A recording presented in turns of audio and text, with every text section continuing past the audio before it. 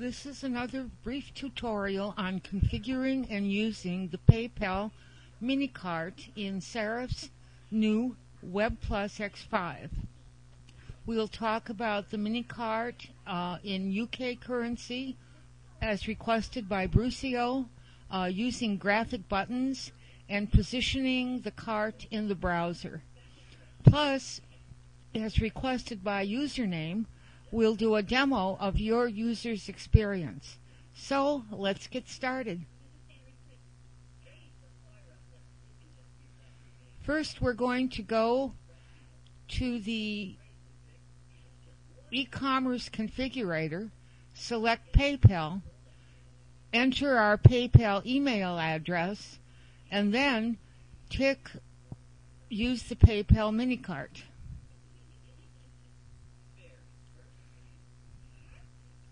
Okay, got our live PayPal account here.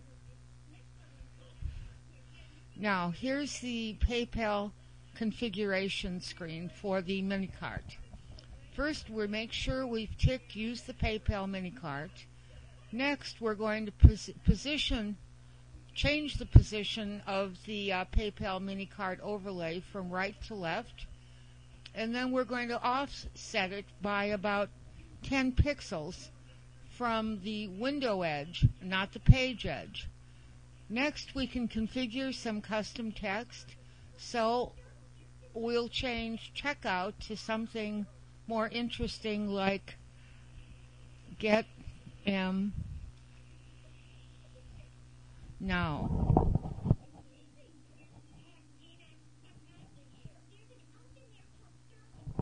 And click finish. Okay, so that part is done now. We've configured it. Now let's go see how it works. First, we're going to change US dollars to British pounds. So, with our existing button, which is an Add to Shopping Cart form button, we are going to go to the item details screen and currency, change it from US dollars to British pounds. Then we're going to go back and change our use standard text button to which we could only use in WebPlus X4 with the Minicart, to one of the preset add to cart buttons. And this one, let's use a nice yellow one.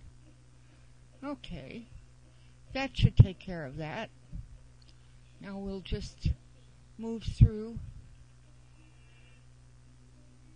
these other screens, and there we've got it. We have all the prices in British pounds instead of US dollars, and we have 3 different graphic buttons. Now, probably most of you will only want to use one style of button in your site. I'm just trying to demonstrate the possibilities that we have. Okay, now let's go check and see what we've got. Okay, now let's exercise the Minicart a bit. Oops. Yes,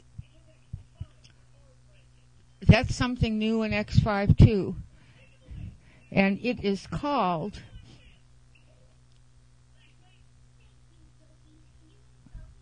we've just added 3 spots to the shopping cart. Now we'd like 2 of him, so we'll go here and change the quantity to 2. And notice our button now says, instead of checkout, get him now. Okay. So let's add another item to our cart. This time we'll add Fluffy. And finally, we will add Sweet One, but we want 2 of her.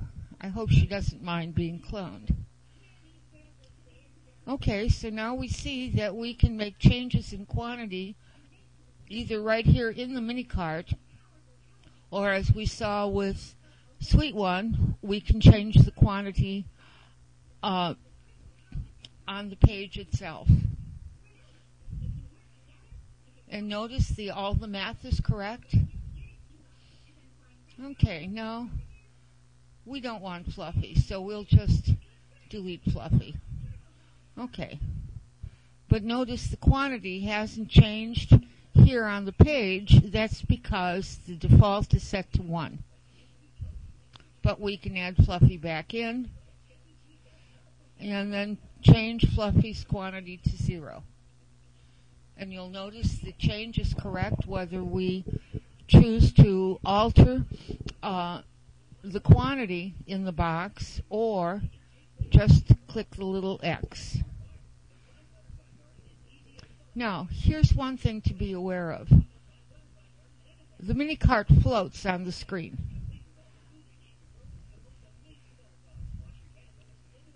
Usually. Do you see how it's stuck to the edge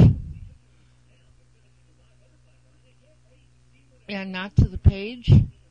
I found that kind of interesting. All right. Now let's add yet another 3-spot to the cart. You see his quantity is now 3, and his total cost is 300 pounds. And all our math is correct. So now let's go to checkout and see what your user experiences as they access the checkout page on your PayPal account. Okay, here we have it. 3 cats, 3 spots, and 2 sweet ones. Let's see how we can alter that.